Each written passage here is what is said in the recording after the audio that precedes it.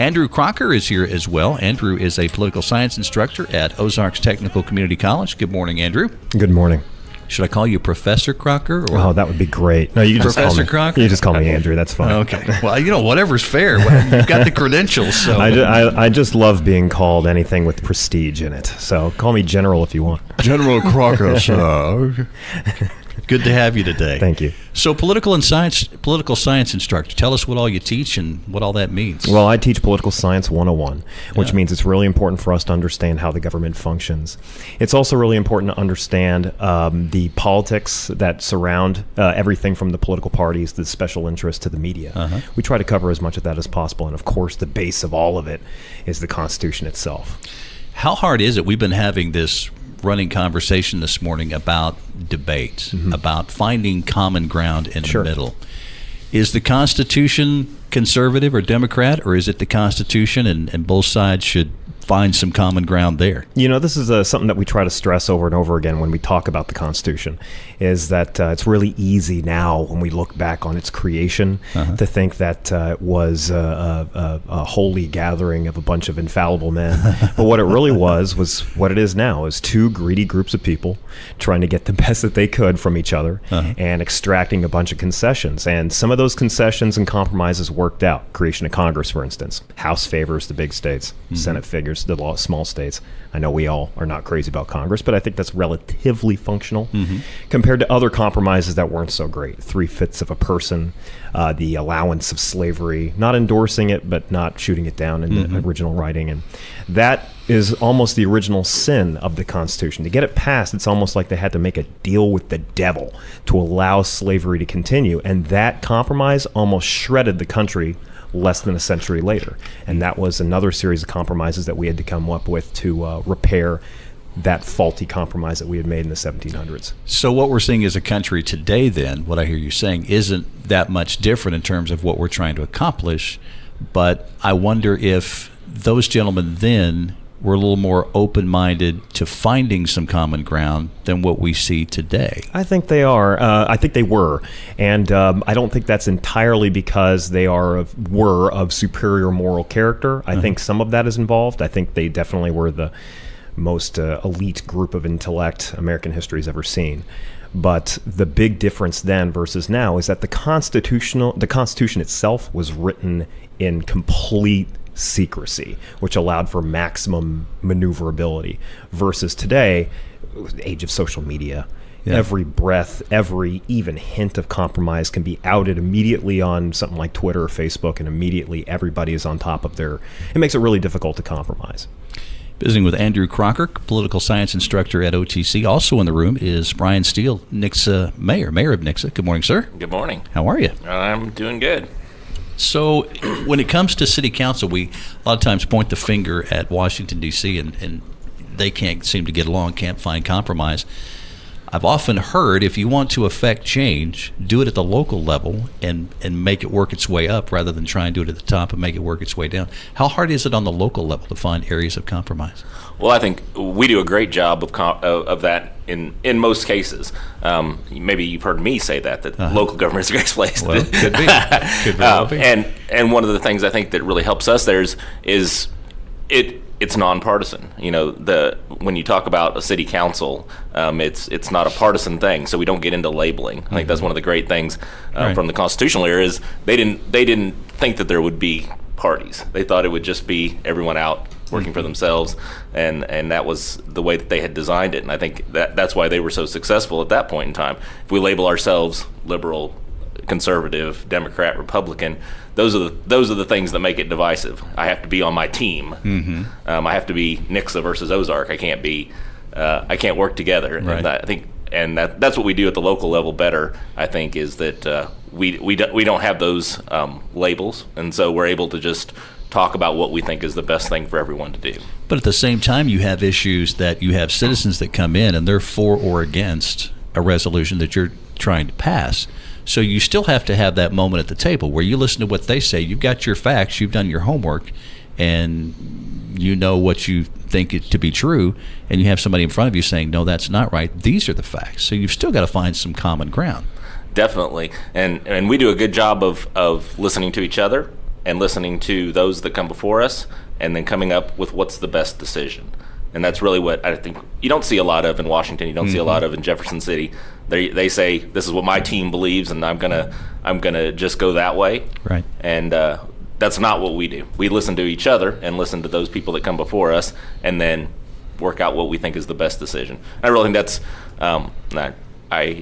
say a lot of the time, I think that's the role of the mayor. The role of the mayor is to be that balance in between and say, hey, this is what you think, this is what the other side thinks. Let's come up with the best solution for everyone. Has compromise really become, I'll ask all three of you guys, has compromise really become a bad word? I think a lot of the time it does. People. You don't want to be the person that compromised, the person that gave up for your side, and allowed the other side to have their way with you. And that's people don't want to hear that. Yeah, I got to say that there's not, in this day and age, at least as far as national politics and to a lesser extent state politics, not a lot of incentive for the party out of power to cooperate with the party in power, because cooperating with the party in power theoretically would improve the country and day-to-day lives in a way that the majority party would get the credit for.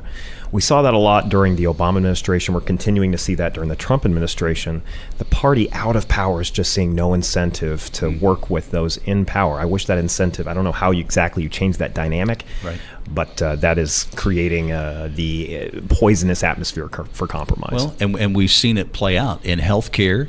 The Republicans felt like they had been outed and were no part of the process. And now with tax reform, the Republicans are paying back the Democrats. And it doesn't make it right in either case. So when the next Democrat steps into the White House and when the Democrats get control of the House or the Senate or whatever, and they have the ruling majority, then they're going to stick it back to the Republicans. And you and I are the ones that lose out in all of it. So some would say you change the culture in Washington by putting different people in. Yeah, we are existing in a time right now where there is a political arms race. If we revert ourselves back to the Obama administration, we'll see that the Democrats took away the filibuster for lower-level judicial nominees.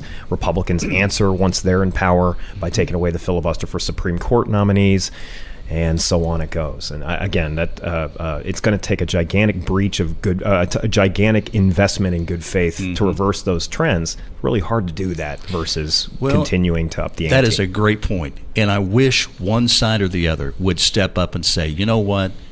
Here's the line in the sand. It's enough. Enough is enough. We're going to go out on a limb and represent the people and do what's best and do exactly what you just said. Be the one to step out and offer the goodwill and actually make it happen. And watch the country respond. I don't care if it was Democrat or Republican. If one party or the other would step up and do that, I think the response would be amazing. Yeah. Under our certain dynamics right now, though, we have seen a polarization of the public, which means that not just the political parties moving away from each other, but also it's happened interpersonally in our communities as well. Very true. Something that perhaps Brian could speak more directly to. Can we take a phone call real quick? I know this isn't necessarily what you came in here for, Brian, and we'll get to some Nixa stuff here in just a second, I promise. I'm here for whatever you got, I know. Steve. Let's go to the phones. Thanks for calling. You're on the KICK Morning Show presented by Priority Pest Control. Yeah, hi, it's Greg again. Hey, Greg. I'm still listening. I really am going to dig my heels in a little bit on this one. The comment that people are voting their team, while I take the point, I think the counterpoint also needs to be made that the sides have a common commitment among themselves to a shared set of values, and it's not so much, I think, that they're voting their team is that, these are the things that we believe in and these are the policies that we are going to vote for. Well, but Greg, within, and maybe I could be wrong here, but even, and I'll just take the Republican Party, which I belong. Within the Republican Party, and you can go up to Jefferson City and see this play out in the Senate, there are so many factions within the Republican Party that they can't all get on the same page and agree to the same thing, even though they're all under the conservative banner. You had the Tea Party movement. So I don't know that there's necessarily a universal conservative group out there saying we're just going to vote this way because we're conservative. Everybody's kind of fighting for their own version of the conservative party. it's what I call rowing in different directions. If you're in the same boat and rowing in different directions. And that's kind of a phenomenon we've seen, at least in the 21st century, a decrease in pragmatism and an increase really in being ideological. And what that does is it does create a complete lack of flexibility. And that is a Republican phenomenon. It's a Democratic one as well. We saw it in the presidential primaries for both parties. There was a faction that was perhaps more flexible fighting against another faction that was far more ideological and less resistant to finding middle ground. Correct. Well, I think that's a lot of what people hope to see when President Trump came in, was that he was going to be the negotiator in chief. He was going to be the person that was able to bridge that gap. We haven't really seen that to the extent that we really more divisive in some ways. Yeah, in some ways more divisive. Yeah. And I think that's why he had such a popular rise, was because people thought he was going to be able to work with both sides and come up with the best solution for Americans. He had a history of it. He had a history of working with both parties and donating to both parties for years and years. And that just hasn't come to fruition. Correct. Yeah. Greg, I feel bad you called both times going into a break. I'll give you the last 60 seconds here before we take a break. Go ahead, sir. Well, I take your points. I think your points have merit, even though I don't completely agree with them. I guess I really have already said everything that I want to say. I'd just be dragging it out at this point. I just wanted to make the point that I don't think it's really as much tribalism as some people say that it is. Okay, that's fair. Appreciate you calling back, Greg. Thanks. 8:49. Let's take a quick break here. We'll come back. We got Brian Steele, mayor of Nixa here. Andrew Crocker, political science instructor at OTC. Travis Edwards is here as well. Well, it's a one for the money, two for the show, three to get ready. Now go, cat, go, but don't you. 8:51, the KICK Morning Show, presented by Priority Pest Control. 887-9322 is their phone number. Online at PriorityPestControl.net. If you need help with pest control, whether it's your home or your place of business, they're the company to call. 887-9322. Winston Churchill said this: the price of greatness is responsibility. The price of greatness is responsibility. Well, if you want to be a great city, you have to be responsible. If you want to be a great county, you have to be responsible. If you want to have a great family, you have to be responsible. So with that, we bring in Brian Steele, mayor of Nixa. Andrew Crocker is here. We'll come back to him in just a moment. Travis Edwards is here as well. He may chime in a question or two here. I meant to ask you the last time you were here, and probably should have, because you had Justin in here with you, and this apparently was his baby. But I saw something in the paper a while back about a new seal or a new flag or something. What was that all about? Yeah, we went through the process of going out and having a contest where we solicited people to send in new ideas for a city seal. Okay. And every city has a little logo that represents them. Yeah. We for a long time it had a logo for the city of Nixa, but we hadn't changed the official seal, the things that are on documents and flags and things like that. And Justin, here you guys were talking about in the prior segment earlier, came back and said, hey, the seal that we have was here before I was born. And we don't know who did it. We don't know what the reasoning for any of the things on the seal are. There was a bear, and I think maybe there's a bird of some form, not maybe an eagle. And so we said, hey, let's go out and see what we can do. So we had a contest where the winner got $1,000. We got submissions from across the country. I think 20 or 30 different submissions. Wow. Some from local students, some from people in college here locally, some from, like I said, across the country. And actually one from Delaware ended up being the one that we selected, which is very interesting. Because it was you would have thought that person had lived in Nixa their entire life, the things that they put on that seal. So we came out with a new seal, new flag, and a new patch for the police department that they have on their shoulders for their badges, and it's reflects the things that we do now. It reflects the colors of Nixa, red and gray, the crossroads concept, the X, all of the things that Nixa kind of the things that you think about when you think about Nixa, and so it was really a great process. And I think we came up with a really great result as well. Outside of North Carolina Tar Heel blue, that red and gray has been my favorite for a long time. I grew up watching the Panthers play. Jerry Alexander, their championship run back in '79. So when I was a kid, that was the color combination we always wanted. was the red and gray. Oh, yeah. So love that color. Works good for me also as a Cardinals fan and a Chiefs fan. There you go. I just only have to buy things in red now. So. And it's all good. I believe the hiring process has begun for a new city administrator. Correct. Yeah, we just put that advertisement out for that yesterday, and so we're looking forward to doing some interviews in the next upcoming few weeks. We have a consultant that we're working with, and we're doing again a nationwide search. The same thing that the school district recently did, seeing a lot of changes in leadership down in Nixa, but I think it's a great thing. We're going to have a new chamber director also is going to be coming up. So we're getting some new leadership in there, some new blood, and people are interested from across the country. Nixa is a place that people want to be. It's a progressive community, and I think we're going to have a great new generation of leadership coming in. I don't know how to correctly ask this question, but does it scare you to have somebody from another part of the country come in and be your city administrator, or is it more advantageous to have somebody inside the city that's been there and knows what's going on? Well, we have a really strong staff in Nixa already. We have a lot of long-term employees that are in leadership positions there, and they bring a great stability. But in talking with them, they say, bring in somebody with some new ideas. Bring in somebody that's going to say, hey, these are the things that we did outside of this community, and bring in those new innovative ways of doing things. That's really what we're looking for, and we're trying to drive is what's the next generation of Nixa look like? That's pretty amazing, pretty unselfish. There's a lot of communities that would say, if you're not from here, you can't tell us how to do our stuff. We're going to take care of it. Right.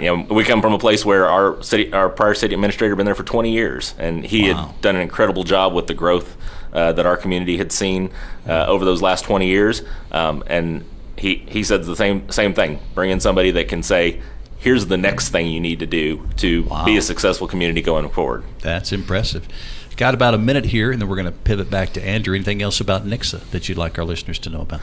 Well, we're real excited, on all of Christian County. On the news segment earlier, I heard they were talking about the mill project that Johnny Morris is doing with Bass Pro Shops down in Ozark, and we're very excited about that. We also have a new project coming in Nixa. We had a donation of new park property, which is going to be on the James River. And so instead of the Finley, which is where the mill project is, and so we're looking to build a new park there with access to the river. Very exciting project for us. Trails. It's also going to have. It's a Century Farm, so it's a local family that has donated their Century family farm, and we're going to remodel the house and barn and have an event center there. So I think that's a great opportunity for Nixa, kind of in the same way. Being able to have great facilities, great locations that people can come and enjoy themselves. See, I didn't know if I should. I didn't want to poke the bear, so to speak. I didn't want to bring up Ozark and stir stuff up. So you went there, not me. Oh no, that is fine. We're very involved together. Another thing that we have coming up in the next couple weeks, we'll be announcing the new director for the Christian County Business Development Corporation, which is a group that represents Christian County, the city of Ozark, the city of Nixa, also Clever and all the other communities, along with about 20 businesses. And we're going to bring in an economic development professional that's going to, work to bring new types of jobs, new things like the mill project, and really bring those things to Christian County. And nice. To Nixa and to Ozark. David Crocker, let's pivot back to you here real quick. Got about a minute and a half. I met Andrew did something for Constitution Day, and you and I got acquainted. And I had wanted to have a segment on here to talk about the Constitution, not from a Democratic perspective or a Republican perspective, but what is the Constitution and what do we need to know? How does it apply to us today? Well, that is a great question. The verb you used is great. What is the Constitution? Because the Constitution was written a long time ago in a very small document, but it was designed to be dynamic, to be able to change and shift. One of the first things that we'll be talking about later on will be "we the people" and how that phrase meant white property-owning men, and later evolved to be inclusive and more inclusive and changed as our country changed. Is the Constitution still relevant today? It is absolutely relevant today. It continues to serve as the backbone of American politics. Andrew's going to join us the third Thursday of each month, and we'll have a segment with him on the Constitution. If you have questions or things you want to know, then you can email the show. You can email Andrew. I'll post on Facebook how you can reach out to him. and we can have that stuff ready to go the third Thursday of each month. Travis, thanks for your time. Thank you, Steve. Bet. Mayor Steele, thank you. Thank you, Steve. Appreciate it. Andrew, thank you. Thank you. KICK Morning Show presented by Priority Pest Control, 887-9322. Online at PriorityPestControl.net. Give them a call, 887-9322. Have a great rest of the day. Brian Kilmeade coming up after ABC News here at the top of the hour.